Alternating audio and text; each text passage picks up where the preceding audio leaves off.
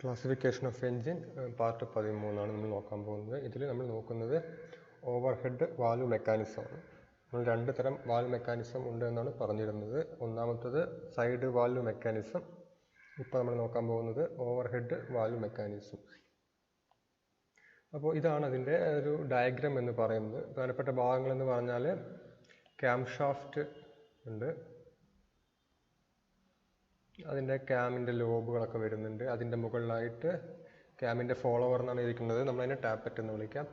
ടാപ്പറ്റിൻ്റെ മുകളിൽ പുതിയതായിട്ട് വരുന്ന ഒരു പാർട്ടാണ് പുഷ് റോഡ്.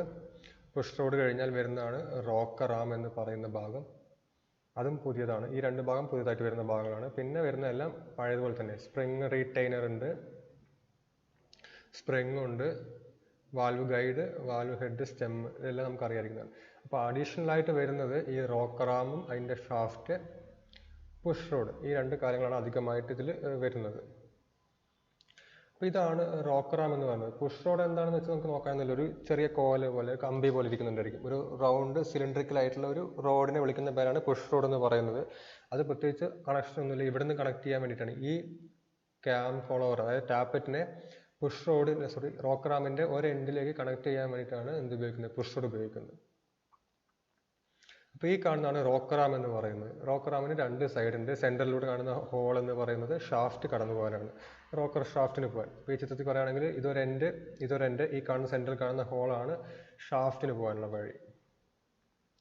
അതിൻ്റെ ഈ ഒരു ഭാഗം, രണ്ട് ഭാഗം വ്യത്യാസമായിരിക്കും. ഒരു ഭാഗം പരന്നിരിക്കുന്നുണ്ടായിരിക്കും, ആ ഭാഗത്തിന് നമ്മൾ വാൽവിൻ്റെ സൈഡ് എന്ന് പറയാം. ഇത് ഒരു സ്ക്രൂ ത്രെഡ് ഉള്ള ഭാഗത്തിന് നമ്മൾ അതിൻ്റെ പുഷ് റോഡിൻ്റെ സൈഡാണ്. ആ ത്രെഡ് എന്ന് പറയുന്നത് ഒരു സ്ക്രൂ വെക്കാനാണ്, അത് അഡ്ജസ്റ്റിംഗ് സ്ക്രൂ ആണ്. അപ്പോൾ ഇതാണ് ആ അസംബ്ലി എന്ന് പറയുന്നത്. ഈ വലതു ഭാഗത്ത് കാണുന്ന ചിത്രമാണ് അതിൻ്റെ അസംബ്ലി. അതിൽ എന്തൊക്കെ ഐറ്റംസ് ഉണ്ടായിരിക്കും നോക്കുകയാണെങ്കിൽ, ഒരു ഷാഫ്റ്റ്, സെൻറ്ററിലൂടെ ഒരു ഷാഫ്റ്റ് പോകുന്നുണ്ട്. ഷാഫ്റ്റിൽ എത്രത്തോളം സിലിണ്ടറുകളുണ്ടോ അതിൻ്റെ ഇരട്ടി വാൽവുകൾ ഉണ്ടായിരിക്കും. ഇതിപ്പോൾ ഈ ചിത്രം നോക്കുകയാണെങ്കിൽ 1, 2, 3, 4, 5, 6, 7, 8 വാൽവുകളുണ്ട്, അല്ലെങ്കിൽ 8 റോക്കറാമുകളുണ്ട്. 8 റോക്കറാമുകൾ ഉണ്ടെങ്കിൽ 8 വാൽവുകൾ ഉണ്ടായിരിക്കും.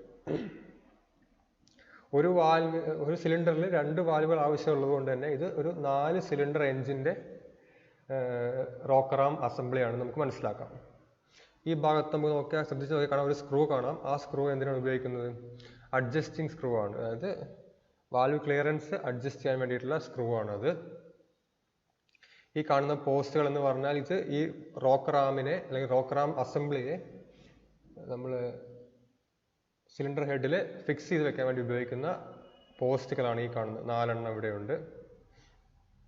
പിന്നെ ഇതിൻ്റെ സ്പേസിങ് കറക്റ്റ് ആക്കാൻ വേണ്ടിയിട്ട് ഇടയ്ക്ക് സ്പ്രിങ്ങുകൾ വെച്ചിട്ടുണ്ട്. അതുകൂടാതെ രണ്ട് സൈഡിലും ലോക്കുകൾ ഉണ്ടായിരിക്കും. ഇതാണ് അസംബ്ലി ഉണ്ടായിരിക്കുക. അതായത് എത്ര സിലിണ്ടർ ഉണ്ടോ അതിൻ്റെ ഇരട്ടി റോക്കറാമുകൾ, അതിനെ സ്പേസ് ചെയ്യാൻ വേണ്ടി സ്പ്രിങ്, ഇതിനെല്ലാം കൂടി വെക്കാൻ വേണ്ടിയിട്ടുള്ള ഷാഫ്റ്റ്, ആ ഷാഫ്റ്റിനെ ഹെഡിൽ നിർത്താനുള്ള പോസ്റ്റുകൾ, ഇത്രയുമാണ് ഒരു റോക്കറാം അസംബ്ലിയിൽ ഉണ്ടായിരിക്കുക. ഇനി നമ്മൾ നോക്കുകയാണെങ്കിൽ 2 തരത്തിലുള്ള ഓവർഹെഡ് ക്യാം ഉണ്ടായിരിക്കും. ഒന്ന് overhead cam without push rod, മറ്റേത് overhead cam system with push rod. അപ്പോൾ ഈ ചിത്രത്തിൽ കാണുന്നത് ഓവർഹെഡ് ക്യാം വിത്തൗട്ട് പുഷ് റോഡാണ്. പുഷ് റോഡ് അതുപോലെ റോക്കറാം ഒന്നും ഇല്ലാത്ത രീതിയിലുള്ള ഒരു ഓവർഹെഡ് ക്യാം മെക്കാനിസമാണ് ഇത്. നമുക്ക് മെയിനായിട്ട് പഠിക്കാനുള്ളത് മറ്റേതായതുകൊണ്ടാണ് ഇതിനെക്കുറിച്ച് വിശദമായിട്ട് പഠിക്കുന്നില്ല, ജസ്റ്റ് അറിഞ്ഞിരിക്കാൻ വേണ്ടി മാത്രം. നിങ്ങൾ വരയ്ക്കേണ്ടത് ഈ ചിത്രമാണ്. നമുക്ക് നോക്കാം. ഇതിലെ പ്രധാനപ്പെട്ട ഭാഗങ്ങൾ നോക്കുകയാണെങ്കിൽ ഏറ്റവും താഴെ ക്രാങ്ക് ഷാഫ്റ്റ് കാണാം. Crank shaft, connecting road, piston എല്ലാം ഉണ്ട്. അപ്പോൾ ക്രാങ്ക് ഷാഫ്റ്റ് തിരിയുമ്പോൾ അവിടെ എന്തുണ്ട്, ക്രാങ്ക് ഷാഫ്റ്റിൻ്റെ സ്പ്രോക്കറ്റ് എന്ന് പറയുന്ന ഭാഗം, ആ ഭാഗത്തിനെയും ക്യാം ഷാഫ്റ്റിൻ്റെ സ്പ്രോക്കറ്റ്, ക്യാം ഷാഫ്റ്റിൻ്റെ ഈ ടൈമിംഗ് ബെൽറ്റ് പിടിപ്പിച്ചിരിക്കുന്ന സ്പ്രോക്കറ്റുമായിട്ട് കണക്ട് ചെയ്യാൻ വേണ്ടിയിട്ട് ഒരു ടൈമിംഗ് ബെൽറ്റ് വെച്ചിട്ടുണ്ട്. ഇത് ഐഡ്ലിംഗ് സ്റ്റീലാണ്, അതൊക്കെ നമുക്ക് വിശദമായിട്ട് പഠിക്കുന്നുണ്ട്. അപ്പോൾ നമ്മൾ ഡിസസംബിൾ ചെയ്യുമ്പോൾ, എഞ്ചിൻ ഡിസസംബിൾ ചെയ്യുമ്പോൾ നമുക്ക് കാണാൻ പറ്റും എല്ലാ ഭാഗങ്ങളും സെപ്പറേറ്റ് ആയിട്ട്. ഈ ബെൽറ്റിൻ്റെ ഒരു പ്രത്യേകത നോക്കുകയാണെങ്കിൽ ഇതൊരു ടൂത്ത്ഡ് ബെൽറ്റാണ്, ഉണ്ടല്ലോ, പല്ലുകൾ കാണുന്നുണ്ടല്ലോ. സാധാരണ ബെൽറ്റല്ല, ടൂത്ത്ഡ് ബെൽറ്റാണ്. അപ്പോൾ എന്താണ്, അത് സ്ലിപ്പ് ആവുമൊന്നുമില്ല. സാധാരണ ബെൽറ്റൊക്കെ എന്ത് ചെയ്യും, സ്ലിപ്പ് ആവാൻ സാധ്യതയുണ്ട്, കുറേ ലോഡ് കൂടുതലാണെങ്കിൽ സ്ലിപ്പ് ആവും. പക്ഷേ ഇത് ടൂത്ത്ഡ് ബെൽറ്റ് ആയതുകൊണ്ട് സ്ലിപ്പ് ആവുമൊന്നുമില്ല. പിന്നെ ഒരു കാര്യം നോക്കുകയാണെങ്കിൽ ഈ ക്രാങ്ക് ഷാഫ്റ്റിൻ്റെ സ്പ്രോക്കറ്റ് ക്യാം ഷാഫ്റ്റിൻ്റെ സ്പ്രോക്കറ്റിനേക്കാൾ ചെറുതാണ്. നമ്മൾ എണ്ണി നോക്കുകയാണെങ്കിൽ ഇതിൻ്റെ ടീത്തിൻ്റെ എണ്ണം എന്ന് പറയുന്നത്, അതായത് ക്രാങ്ക് ഷാഫ്റ്റിൻ്റെ സ്പ്രോക്കറ്റിൻ്റെ ടീത്തിൻ്റെ എണ്ണം എന്ന് പറയുന്നത് ക്യാം ഷാഫ്റ്റ് സ്പ്രോക്കറ്റിൻ്റെ ടീത്തിൻ്റെ എണ്ണത്തിൻ്റെ പകുതിയായിരിക്കും. അതായത് ഇവിടെ 10 എണ്ണം ഉണ്ടെങ്കിൽ ഇവിടെ 20 എണ്ണം ഉണ്ടായിരിക്കും. അതിൻ്റെ കാരണം എന്ന് പറയുന്നത് നമുക്ക് ക്രാങ്ക് ഷാഫ്റ്റിൻ്റെ പകുതി സ്പീഡിലാണ് ക്യാം ഷാഫ്റ്റ് റൊട്ടേറ്റ് ചെയ്യേണ്ടത്. എപ്പോഴും അങ്ങനെ തന്നെയാണ്. ക്യാം ഷാഫ്റ്റിൻ്റെ ഇരട്ടി സ്പീഡിലാണ് എൻജിൻ വർക്ക് ചെയ്യുക. അപ്പോൾ എൻജിൻ 1000 RPM-ലാണെങ്കിൽ ക്യാം ഷാഫ്റ്റ് 500 RPM-ലേ വർക്ക് ചെയ്യുള്ളൂ. ആ ക്യാം ഷാഫ്റ്റ് സ്പ്രോക്കറ്റിൽ നേരെ നമ്മൾ ക്യാം പിടിപ്പിച്ചിട്ടുണ്ട്. ക്യാമിൽ നിന്ന് ഡയറക്റ്റ് ആയിട്ട് ടാപ്പറ്റ് വഴി വാൽവ് വർക്ക് ചെയ്യുകയാണ് ചെയ്യുന്നത്. വളരെ സിമ്പിൾ മെക്കാനിസമാണ്. ക്രാങ്ക് ഷാഫ്റ്റ് റൊട്ടേറ്റ് ചെയ്യുന്നു, അത് ഒരു ബെൽറ്റ് വഴി, ടൈമിംഗ് ബെൽറ്റ് വഴി ക്യാം ഷാഫ്റ്റിനെ റൊട്ടേറ്റ് ചെയ്യിക്കുന്നു. ആ ക്യാം ഷാഫ്റ്റ് റൊട്ടേറ്റ് ചെയ്യുമ്പോൾ ക്യാം ഷാഫ്റ്റ് റൊട്ടേറ്റ് ചെയ്യുമ്പോൾ ക്യാം റൊട്ടേറ്റ് ചെയ്യുന്നുണ്ട്. ക്യാം റൊട്ടേറ്റ് ചെയ്യുമ്പോൾ ആ ടൈമിംഗ് അനുസരിച്ച് ഈ വാൽവുകൾ ഓപ്പൺ ആവുകയും ക്ലോസ് ആവുകയും ചെയ്യുന്നു. ഇതാണ് ഓവർഹെഡ് ക്യാം വിത്തൗട്ട് പുഷ് റോഡിൽ നമുക്ക് പറയാനുള്ളത്. ഇനി വരുന്നതാണ് ഓവർഹെഡ് ക്യാം ഷാഫ്റ്റ് സിസ്റ്റം, പക്ഷേ പുഷ് റോഡ് ഉണ്ടായിരിക്കും. അതുകൊണ്ട് തന്നെ ക്യാം ഷാഫ്റ്റ് ഹെഡിൽ വേണമെന്നില്ല. മെക്കാനിസം ഹെഡിലാണ് വരുന്നത്, പക്ഷേ ക്യാം ഷാഫ്റ്റ് ഹെഡിലല്ല. അപ്പോൾ ഇതിലെ പ്രധാനപ്പെട്ട ഭാഗങ്ങൾ നോക്കാം. നേരത്തെ പറഞ്ഞ പോലെ തന്നെ piston, connecting road, crank shaft ഉണ്ട്. ക്രാങ്ക് ഷാഫ്റ്റിൻ്റെ സ്പ്രോക്കറ്റ്, ഇതിപ്പോൾ ചെയിനാണ് കാണിച്ചിരിക്കുന്നത്. നേരത്തെ പറഞ്ഞ ബെൽറ്റ് ആയിരുന്നു, ഇപ്പോൾ ഇത് ചെയിൻ സിസ്റ്റമാണ്. ഏതായാലും മാറി മാറി ഉപയോഗിക്കാം. നമുക്ക് ഏതാണോ ആ വാഹന നിർമ്മാതാവിന് സൗകര്യമായി തോന്നുന്നത് അതാണ് അവർ ഉപയോഗിക്കുക. ഇവിടെ ഇപ്പോൾ ചെയിനാണ് ഉപയോഗിക്കുന്നത്. അപ്പോൾ ചെയിനിൽ നോക്കുക, ചെയിൻ വഴി കണക്ട് ചെയ്യുന്നത് ക്യാം ഷാഫ്റ്റ് സ്പ്രോക്കറ്റിൽ കണക്ട് ചെയ്തിട്ടുണ്ട്. ക്യാം ഷാഫ്റ്റ് റൊട്ടേറ്റ് ചെയ്യുന്നു. ക്യാം ഷാഫ്റ്റിൽ ക്യാമിൻ്റെ മുകളിലായിട്ട് ഒരു ടാപ്പറ്റ് ഉണ്ട്. ടാപ്പറ്റിൻ്റെ മുകളിൽ പുഷ് റോഡ് ഉണ്ട്. പുഷ് റോഡിൻ്റെ മുകളിലായിട്ടാണ് റോക്ക് റാം വരുന്നത്. റോക്ക് റാമിൻ്റെ അതർ സൈഡിൽ നമ്മൾ എന്ത് വരുന്നു? വാൽവ് വരുന്നു. ഇപ്പോൾ ഇതെങ്ങനെയാണ് വർക്ക് ചെയ്യാൻ നോക്കാം. ഇതെങ്ങനെയാണ് വർക്ക് ചെയ്യുന്നത് ചിത്രത്തിൽ നോക്കുകയാണെങ്കിൽ നമുക്ക് മനസ്സിലാക്കാം. എൻജിൻ പിസ്റ്റൺ മുകളിലേക്കും താഴത്തേക്കും പോകുന്നുണ്ട് ഓരോ സ്ട്രോക്ക് അനുസരിച്ച്. അപ്പോൾ ക്രാങ്ക് ഷാഫ്റ്റ് റൊട്ടേറ്റ് ചെയ്യുന്നു. ക്രാങ്ക് ഷാഫ്റ്റ് റൊട്ടേറ്റ് ചെയ്യുമ്പോൾ അതിൻ്റെ പകുതി സ്പീഡിൽ ക്യാം ഷാഫ്റ്റ് റൊട്ടേറ്റ് ചെയ്യും. അതിനാണ് ഇതിൻ്റെ ഇത് നോക്കുകയാണെങ്കിൽ നമുക്ക് മനസ്സിലാക്കാം, ഇവിടെയുള്ള ടീത്തിൻ്റെ ഇരട്ടി ടീത്ത് ഇവിടെ ക്യാം ഷാഫ്റ്റ് സ്പ്രോക്കറ്റിൽ ഉണ്ടായിരിക്കും. എല്ലായിടത്തും അങ്ങനെ തന്നെ ആയിരിക്കും. എൻജിൻ്റെ അല്ലെങ്കിൽ ക്രാങ്ക് ഷാഫ്റ്റിൽ എത്ര ടീത്ത് ഉണ്ടോ അതിൻ്റെ ഇരട്ടി ടീത്ത് ആയിരിക്കും ക്യാം ഷാഫ്റ്റിൽ ഉണ്ടായിരിക്കുക, ക്യാം ഷാഫ്റ്റിൻ്റെ ഗിയറിൽ ഉണ്ടായിരിക്കുക. ഇനി നമുക്ക് ഗിയറായിട്ട് ഉപയോഗിക്കാം. ഇത് രണ്ടും കണക്ട് ചെയ്യുക എന്നുള്ള ഉദ്ദേശം മാത്രമേ ഉള്ളൂ. നമുക്ക് 3 രീതിയിൽ കണക്ട് ചെയ്യാറുണ്ട്. ഒന്നെങ്കിൽ ചെയിൻ ഉപയോഗിക്കും, ഈ ചിത്രത്തിൽ കാണുന്ന പോലെ, നേരത്തെ പറഞ്ഞ പോലെ ബെൽറ്റ് ഉപയോഗിക്കും, അല്ലെങ്കിൽ ഡയറക്റ്റായിട്ട് ഗിയർ ഉപയോഗിക്കും. എല്ലാം നമുക്കിവിടെ കാണാൻ പറ്റും. അപ്പോൾ ക്യാം ഷാഫ്റ്റ് റൊട്ടേറ്റ് ചെയ്യുന്നു എഞ്ചിൻ്റെ പകുതി സ്പീഡിൽ. അപ്പോൾ ക്യാമും അതിൻ്റെ കൂടെ റൊട്ടേറ്റ് ചെയ്യുന്നുണ്ട്. ക്യാം റൊട്ടേറ്റ് ചെയ്യുമ്പോൾ അത് ടാപ്പറ്റിനെ മുകളിലേക്ക് തള്ളിക്കൊടുത്തു. ഇതിവിടെ നോക്കുകയാണെങ്കിൽ മുകളിലേക്ക് തള്ളി പിടിച്ചിട്ടുണ്ട്. ഈ വാൽവ് അല്ലെങ്കിൽ ഈ ടാപ്പറ്റ് താന്നിരിക്കുകയാണ്. അപ്പോൾ ഇത് മുകളിലേക്ക് തള്ളുമ്പോൾ ഈ സൈഡ് ഈ നോക്കുകയാണെങ്കിൽ ഈ റോക്ക് റാം നോക്കുകയാണെങ്കിൽ റോക്ക് റാമിൻ്റെ സെൻറ്ററിലൂടെ ഷാഫ്റ്റ് പോകുന്നുണ്ട്. അതിൻ്റെ ഒരു സൈഡിൽ പുഷ് റോഡും മറ്റേ സൈഡിൽ വാൽവുമാണ്. അപ്പോൾ ഈ പുഷ് റോഡ് ഇപ്പോൾ മുകളിലേക്ക് പോങ്ങി. അപ്പോൾ നമ്മൾ ഈ കുട്ടികൾ പണ്ട് കളിക്കുന്ന കണ്ടിട്ടുണ്ടായിരിക്കും, സീസോ എന്നൊക്കെ പറയുമല്ലോ. കുട്ടികൾ ഒരു സൈഡിൽ 2 കുട്ടിയിലിരിക്കും, ഒരു കുട്ടി പൊങ്ങുമ്പോൾ മറ്റേ കുട്ടി താഴും. അതുപോലെ തന്നെയാണ് ഇവിടെയും. ഈ പുഷ് റോഡിൻ്റെ ഭാഗം മുകളിലേക്ക് പൊങ്ങുമ്പോൾ വാൽവിൻ്റെ ഭാഗം താഴും. വീണ്ടും ഈ ക്യാം കറങ്ങിയിട്ട് ഈ ഡയറക്ഷൻ ഈ അവസ്ഥയിലേക്ക് എത്തുമ്പോൾ എന്ത് സംഭവിക്കും? ഇത് കറങ്ങി ഇവിടെ എത്തി, ഈ ഡയറക്ഷനിൽ എത്തിക്കഴിഞ്ഞപ്പോൾ പുഷ് റോഡിനുള്ള തള്ളൽ നിന്നു. ഇപ്പോൾ ക്യാം എന്ത് ചെയ്യുന്നില്ല, പുഷ് റോഡിനെ പൊക്കുന്നില്ല. ആ സമയത്ത് ഈ സ്പ്രിങ് എന്ത് ചെയ്യും? ഈ സ്പ്രിങ് ഈ വാൽവിനെ മുകളിലേക്ക് പൊക്കുകയും അപ്പോൾ ഈ സൈഡിലെ റോക്ക് റാം താഴുകയും ചെയ്യും. വളരെ സിമ്പിളായിട്ടുള്ള മെക്കാനിസമാണ്. മുകളിലേക്ക് പോകുന്നു, അപ്പോൾ വാൽവ് തുറക്കുന്നു. ഇവിടെ മുകളിലേക്ക് പോകുന്ന ബലം പോയി കഴിഞ്ഞാൽ ഈ സ്പ്രിങ് അതിനെ ഇതാക്കുകയും ചെയ്യും. അപ്പോൾ തുറക്കുന്നത് ക്യാമും അടയ്ക്കുന്നത് സ്പ്രിങ്ങുമാണ്. ഒരു വാൽവിനെ തുറക്കുന്നത് ക്യാമിൻ്റെ പ്രഷറാണെങ്കിൽ അടയ്ക്കുന്നത് സ്പ്രിങ്ങിൻ്റെ പ്രഷറാണ്. ഇത്രയേ ഉള്ളൂ നമ്മുടെ ക്യാം ഷാഫ്റ്റ് വിത്ത് പുഷ് റോഡിന് ഇത് പറയുന്നത്. അതിന് വർക്കിംഗ് പറയുന്നുണ്ട്. ക്യാം ഡ്രൈവ് ചെയ്യുന്നത് ക്രാങ്ക് ഷാഫ്റ്റ് ഉപയോഗിച്ചിട്ടാണ്. അത് ടൈമിംഗ് മെക്കാനിസം വഴിയാണ് എടുക്കുക. ടൈമിംഗ് മെക്കാനിസം എന്ന് പറയുന്നത് ബെൽറ്റോ ചെയിനോ ഗിയറോ ഉപയോഗിച്ചിട്ടും കണക്ട് ചെയ്തിട്ടുണ്ടായിരിക്കുക. ക്യാം എപ്പോഴും എഞ്ചിൻ്റെ സ്പീഡിൻ്റെ പകുതിയിലാണ് റൊട്ടേറ്റ് ചെയ്യുക. അതായത് 1000 RPM-ൽ എഞ്ചിൻ വർക്ക് ചെയ്താൽ 500 RPM-ലാണ് ക്യാം ഷാഫ്റ്റ് റൊട്ടേറ്റ് ചെയ്യുക. ക്യാം റൊട്ടേറ്റ് ചെയ്യുമ്പോൾ പുഷ് റോഡിൻ്റെ മുകളിലേക്ക് തള്ളുകയും പുഷ് റോഡ് മുകളിലേക്ക് തള്ളുമ്പോൾ റോക്ക് റാമിൻ്റെ ഒരു സൈഡ് മുകളിലേക്ക് പോവുകയും മറ്റേ സൈഡ് താഴുകയും ചെയ്യും. മറ്റേ സൈഡ് താഴുമ്പോൾ വാൽവ് താഴത്തേക്ക് വരും, വാൽവ് ഓപ്പൺ ആവും. അതിനുശേഷം എപ്പോഴും ക്യാം റൊട്ടേറ്റ് ചെയ്തിട്ട് ക്യാമിൻ്റെ ലോബ് ആ ടാപ്പറ്റിൻ്റെ സൈഡിൽ നിന്ന് മാറിക്കഴിഞ്ഞാൽ ടാപ്പറ്റിലേക്കുള്ള ബലം പോവും. ടാപ്പറ്റിലേക്കുള്ള ബലം പോയി കഴിഞ്ഞാൽ വാൽവ് സ്പ്രിങ് എന്ത് ചെയ്യും? വാൽവിനെ മുകളിലേക്ക് തിരിച്ച് പഴയ സ്ഥാനത്തേക്ക് തന്നെ എത്തിക്കുകയും ചെയ്യും. ഇവിടെ കാണാം, ഈ ഒരു ഭാഗത്തായിട്ട് കാണുന്നതാണ് അഡ്ജസ്റ്റിംഗ് സ്ക്രൂ എന്ന് പറയുന്നത്. അതിനെ വാൽവ് ക്ലിയറൻസ് അഡ്ജസ്റ്റ് ചെയ്യാൻ വേണ്ടിയാണ് ഉപയോഗിക്കുന്നത്. അതിനെക്കുറിച്ച് നമുക്ക് വിശദമായിട്ട് അടുത്ത സെക്ഷനിൽ പറയാം. ഇനി നമുക്ക് നോക്കാനുള്ളത് വാൽവ് ക്ലിയറൻസ് ആണ്. ഈ സൈഡ് വാൽവ് മെക്കാനിസം പറഞ്ഞപ്പോൾ ഈ സൈഡിലായിട്ട് കണ്ടിട്ടുണ്ടായിരുന്നു.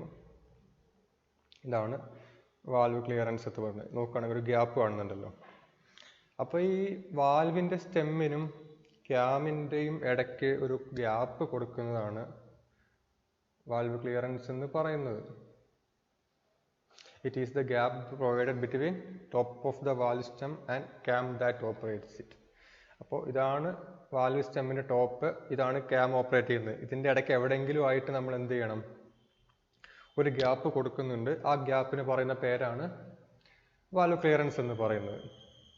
നോക്കുകയാണെങ്കിൽ ഇവിടെ ഇതാകുമ്പോൾ നേരെ അറിയാമല്ലോ, ഈ ടാപ്പറ്റിൻ്റെയും ക്യാമിൻ്റെ ഇടയിൽ ഇവിടെ ഒരു ഗ്യാപ്പ് ഉണ്ടായിരിക്കും.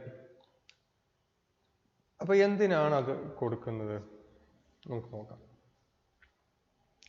എൻജിൻ റൺ ചെയ്യുന്നത് ഫ്യൂവൽ കത്തിച്ചിട്ടാണ്. ഫ്യൂവൽ കത്തുമ്പോൾ ചൂടുണ്ടാവും. അപ്പോൾ ഒരുപാട് നേരം എൻജിൻ റൺ ചെയ്യുമ്പോൾ എന്ത് ചെയ്യും? ആ ചൂട് ഇങ്ങനെ കൂടി വരും. ഒരു കുറച്ച് കഴിയുമ്പോൾ നമ്മുടെ കൂളിംഗ് സിസ്റ്റം ഒക്കെ ഉണ്ട്, എന്നാലും ഒരു ഹൈ ടെമ്പറേച്ചറിലാണ് എൻജിൻ വർക്ക് ചെയ്യുന്നത്.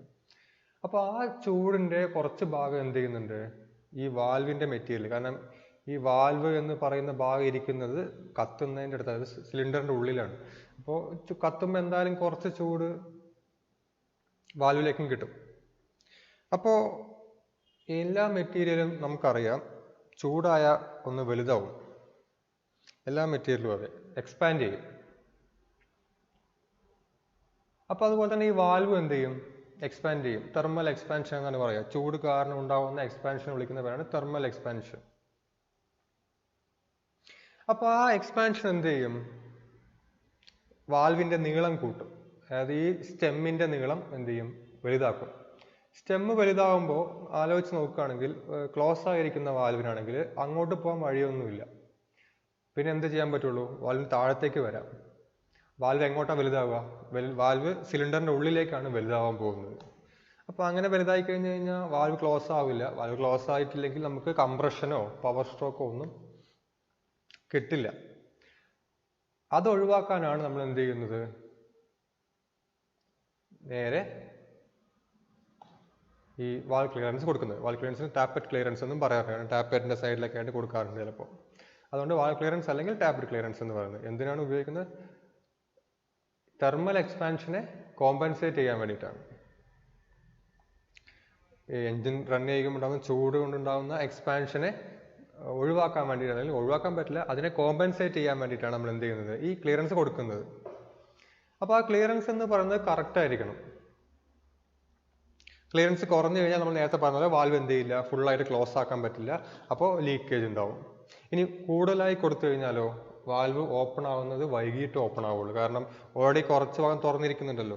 അതൊക്കെ കഴിഞ്ഞിട്ട് പിന്നെ എന്ത് ചെയ്യുക? ആ ഗ്യാപ്പ് കഴിഞ്ഞിട്ട് പിന്നെ വാൽവിനെ ഓപ്പൺ ചെയ്യാൻ പറ്റുള്ളൂ.